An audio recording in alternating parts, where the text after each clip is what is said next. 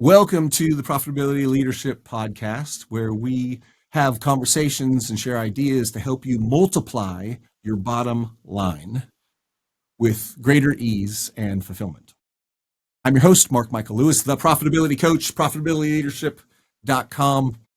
And today I'm with Jesse Holmes. And one of the things he specializes in among is how to deal with procrastination. How do you go from actually having an idea to executing on it in the world, to actually having it be done rather than a really great idea that you're going to get to sometime when you can, right? So welcome, Jesse. How are you doing today? Great, Mark. Thanks for having me, man. Okay, great. So I try to summarize my work as profitability leadership, with the idea that profitability is in all areas of life, but especially business and especially financial. And leadership, meaning that you have an idea and you communicate that idea in such a way that it actually gets done. And so it fits. And one of the principles that I share around that is that there are different kinds of leadership. The first kind of leadership, when I say first, foremost, and forever, is to lead yourself, right? To communicate with yourself and to plan in such a way that you actually get things done. And I'm imagining that would be a nice introduction to what it is you specialize in, kind of what are the challenges you find people have, how do you deal with them, what's the big picture of how you deal with these things? Absolutely. You're hitting the nail on the head. So what I do is I help entrepreneurs, they execute the plans that they already have so they can turn this procrastination, this thing that they're sitting on, into execution and profit. And you could say, what are the major challenges that entrepreneurs face around this? Because I mean, I'm an entrepreneur, I have an idea. My job is to have the idea, to see the possibility, create the innovation, envision the innovation, and then make it happen. I mean, what's the problem? It's usually the biggest thing with entrepreneurs is we got this high standard, we got this high expectation, and so with that comes this dreadful thing called perfectionism. And perfectionism is just procrastination in disguise. It's this idea wait. I just want to repeat that. I haven't heard that phrasing, and it's locking in. Perfectionism is just procrastination in disguise. That's right. Love it. That's right. Sorry to interrupt, but I really That's not a problem. Absolutely. So Harvard studies go to show that procrastination has nothing to do with being lazy or not being driven or not having willpower or motivation or poor time management. It's actually, like I said, a perfectionist problem. We have this high expectation, and with that comes this fear of either failure or not having enough time to execute it, or it's not going to come across as perfectly as I want. So what we do is we put it on the back burner, we delay on it, we over-research, we overthink, we overanalyze, instead of just taking that one step forward. That's just a huge problem to entrepreneurs, especially when it comes to a big project, a dream project, something that they really see as their life mission. They say, I don't have enough time for it. It needs to be everything needs to be absolutely perfect before I can actually execute on it. And that's what I find is the biggest thing that holds entrepreneurs back from actually executing and turning it into profit. Well, but it's my baby. I have this idea, and as an entrepreneur, I is one, right? This is something I have to deal with. This is something I have to deal with all the time, especially because I come up with a new business idea, every other day. Right? It's like, oh my gosh, this would be great. This is my baby. It's not just that I want to go out in the market and impact the market and build. I want to have a new platform and a new thing that changes the world. And it's so grandiose. Like, how am I going to, something like that? Absolutely. You're hitting the nail on the head. Especially with entrepreneurs, we have unlimited opportunity. Like you said, we're the idea people. We're the people that turn ideas into reality. And sometimes those ideas don't turn off, and we have more ideas than we actually execute on. And so we have 100 half-built bridges. And so what I help you say is, okay, let's pick the one that you're procrastinating on, the one that might be really true to who you are and fulfill that dream. Let's build one bridge, make it successful, and then we can work on focusing on building all the other ones. But it's really this habit of changing just the idea part into the actual execution part, and knowing that the more I execute, the better ideas I will have, and the quicker I'll be able to implement those ideas, because I'm not only stuck in idea mode. I'm actually stuck in action mode, and the ideas are now focused around the action and steps that I'm taking instead of the steps I think I should be taking. Yeah, as you're saying this, it's not just that I have 1,000 ideas for businesses, right, and several hundred domains ready to go with those businesses when I'm when it's time. It's that within business. Okay, so I've chosen the business. I'm going to do this now. Now I have an infinite number of ways that I could move this business forward, and all of the ideas. Okay, so how do I choose? No, I'm going to look at the various ideas, and I'm going to determine which one gives me my best bang for my buck. Then I'm going to focus on that one. I'm sure you. How do you guide people through that process? Yeah, absolutely. So what I call is focusing on your highest leverage activity, the thing that's unique to you that only you should be doing in your business. There's a lot of ideas, there's a lot of things in our business that either can be automated or delegated to other people, but there is something true to ourselves that only we can do or only we should be doing. And by narrowing it down, focusing on what that is, and making sure I'm taking action on it every single day is the most important part. You back? I'm back. Okay, cool. So we're gonna lose you. So it was about 30 seconds. Just let me take a note real quick so I know to edit that part out. So what you were just said is there are some things in your business that only you can do. Absolutely. So what I like to call your unique ability, the thing that only you should be focusing on, the thing that is a high leverage activity that will give you the most impact the more that you do it and focus and work on it.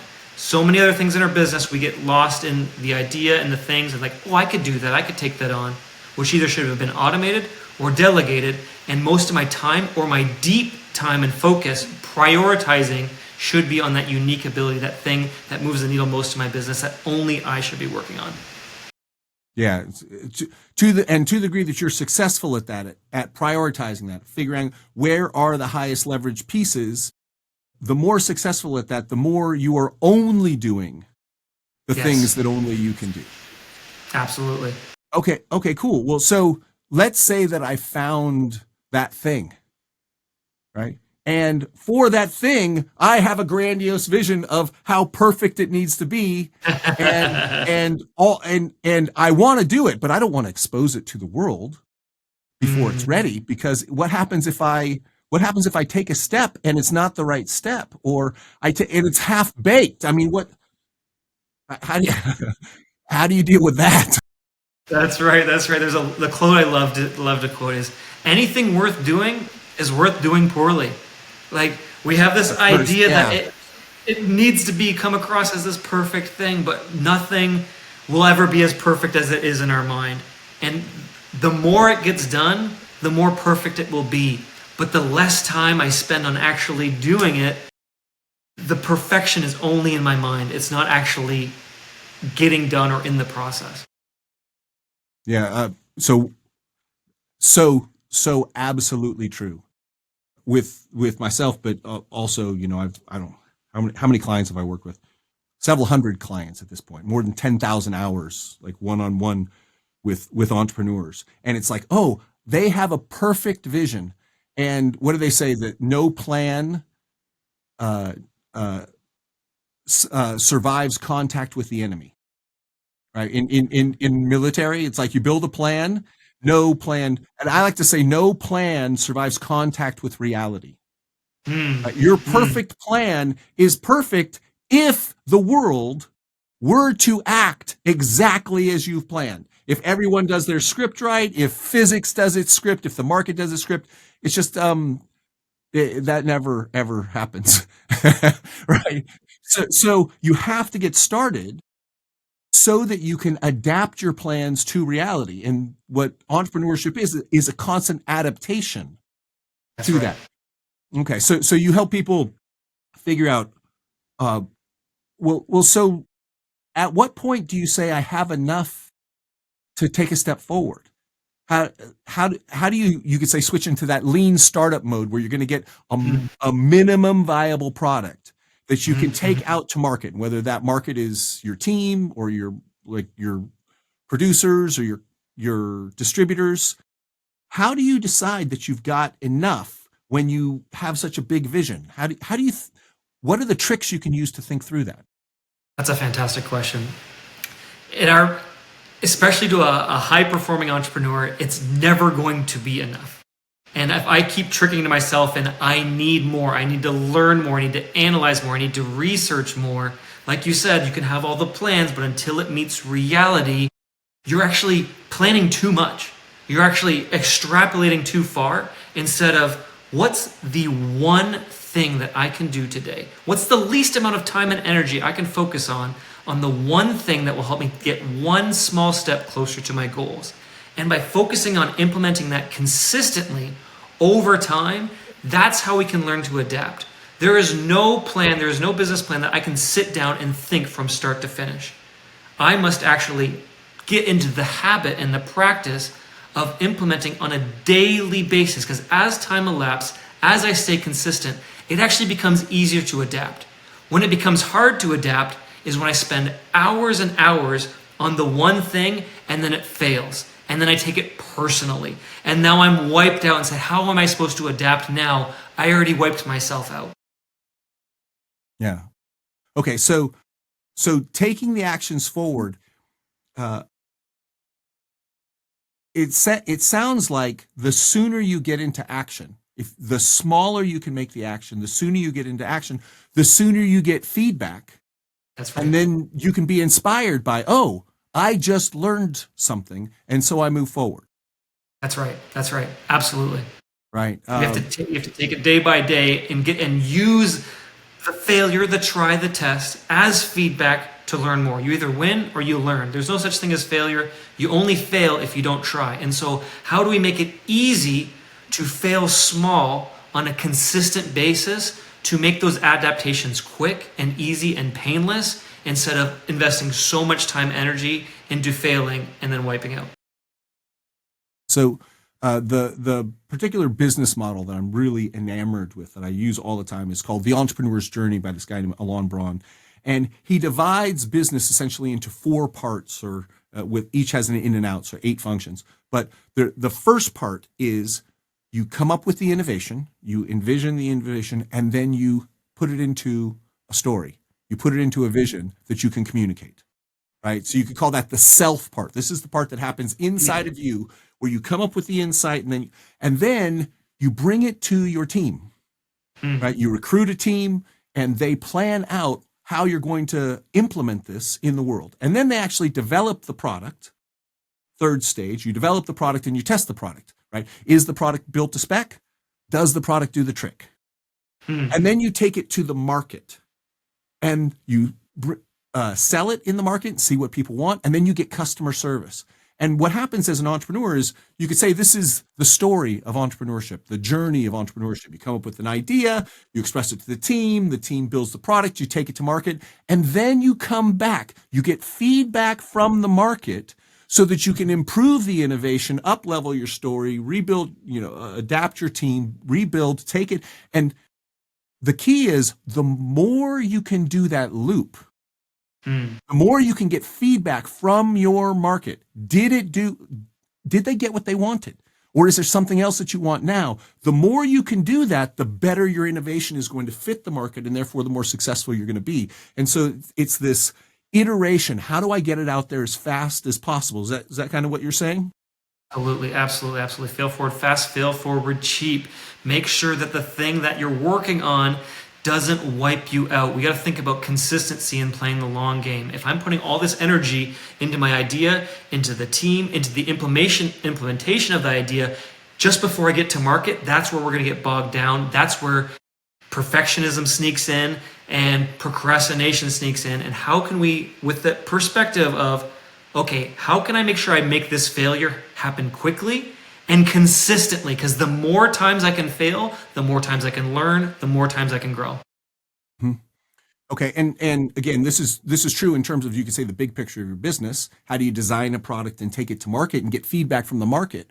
But it's also, okay, I'm going to be taking the story that I've created about this innovation to my team. How quickly can I bring it to my team? Do I have to have the perfect story, or do I bring it to them and get feedback so I can up-level my story? And then we're going to build plans. Okay, That's do right. I have to have the perfect plan, or do I have to have enough of a plan so I can start taking action so I can up-level my plan? And so it's this quick iteration. Okay, so how do you conceptualize taking the big picture and bringing it down into, you could say, small steps? Like, how do you think about that? How do you guide people to do that? Absolutely. So I have a three simple steps that unlocks the revenue that's stuck behind an action. And my three simple steps I've wrapped up in what I call Procrastination-to-Profit Planner. It's free. It's available on my website. But let me give you a quick overview of it for those who aren't or just listening in right now. Figure out that one thing that you're procrastinating on. It's usually a subconscious thing buried deep that's important, and you're making an excuse of, I don't have enough time. All the excuses come in. Anyways, pick that one thing and ask yourself, okay, what is the least amount of time or energy that I can enjoyably spend on this consistently, day in and day out, without burning? So wait, so what's the least amount of time and energy that I can spend on things that I can enjoyably participate in consistently without burning out? Did I get that right? Absolutely. You nailed it on the head. I call it my easy, enjoyable, every day. Easy, enjoyable, every day. Great. And then you're looking for, what is that small thing that you can do? So first choose the thing and then do that. And then you can choose the next thing and do that, and choose the next thing and do that, and figure out how many of them you can move forward. Absolutely. Absolutely. And the reason I have this type of plan and perspective behind it is because we make mountains out of molehills. So let's take the molehill and let's make it an anthill. Let's make it even smaller. And say, what's the least amount of time and energy I can focus on this thing? Because usually what happens is we waste a lot of time and energy when the hours expand. There's a thing called Parkinson's law, meaning whatever time we have allotted to it is whatever time it will take.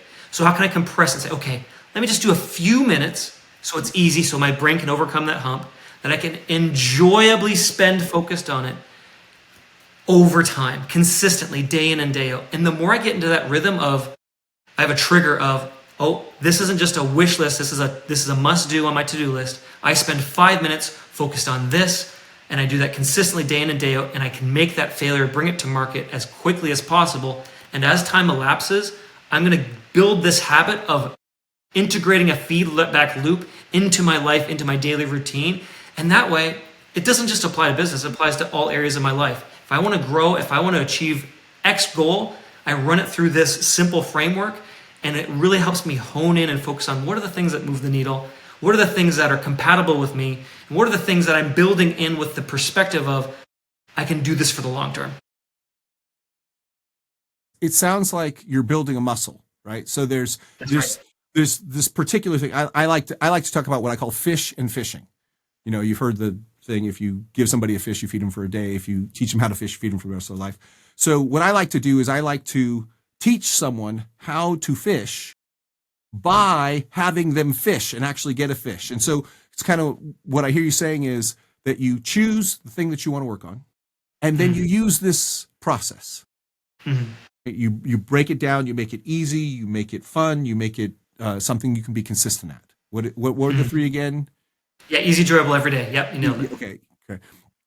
And then in the process of doing it around this thing, you're actually building a muscle that you can then use on everything.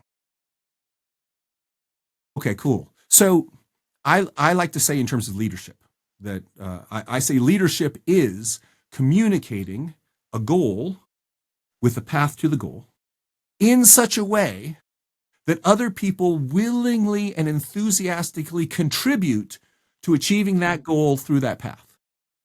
Right? That's what leadership is. Leadership is, here's what we're doing, and other people say, yes, I will do that. I will willingly bring my creativity and my genius to the process of making that happen. So, and I say there's two parts to that. One is that it needs to be empowering, like the story needs to actually do a path. And what I hear and what you're saying is, here's the path. The path is you find the easy, the doable, the consistent thing that you can do, and then you just do that, and then you get feedback, and then you move forward, and now you're actually getting progress, and progress leads to momentum, and momentum leads to enthusiasm, and so okay. Now, on the other side, I say that it not only needs to be empowering, you need to have a realistic path, it needs to be inspiring. It needs to be beautiful. So if you could talk about, okay, so if I do this, if I learn this muscle, if I build this muscle around this thing, what does that make possible for me? Where you could say, what's the payoff? Where's the beauty in that? Well, just the beauty in it is once you understand these principles, you can apply it to any area of your life. It's because it's a holistic thing. It's how you do anything is how you do everything. And so if I have this framework of, okay, I want to achieve X, this is how I can achieve anything that I want in life.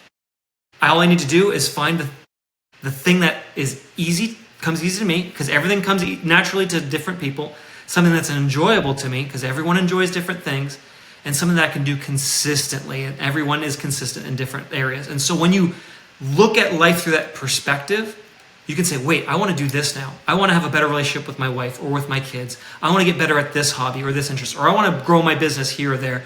You can take this simple framework, and now, this is my brand name is called Effortless Growth. When you do it in this fashion over time, compared to the way most people do and achieve goals, which is via motivation and grind out, recharge, this is what I call effortless growth, because it comes naturally to you. It's enjoyable. It pulls you towards your goal instead of you having to push yourself towards your goal. And knowing how to be pulled towards any goal that you want to achieve is the most empowering thing that I've discovered in my life. Yeah, and I'm translating this into leadership into my framework. So when I'm leading myself, again, you lead yourself first, foremost, and forever, because your activity has the highest ROI. It's the place where you have the most leverage, and as a leader, that's where you have the most ROI. So you lead yourself. So you are getting a path of I can move forward, and you've got this beautiful thing of I can do it effortless growth. Growth towards what? Towards whatever it is that I want. Okay. Now I'm leading my team and I'm communicating to them. Okay. So look, here's your job. Here's the things you need to do. Some of it is, you could say, a set of best practices that you're going to execute.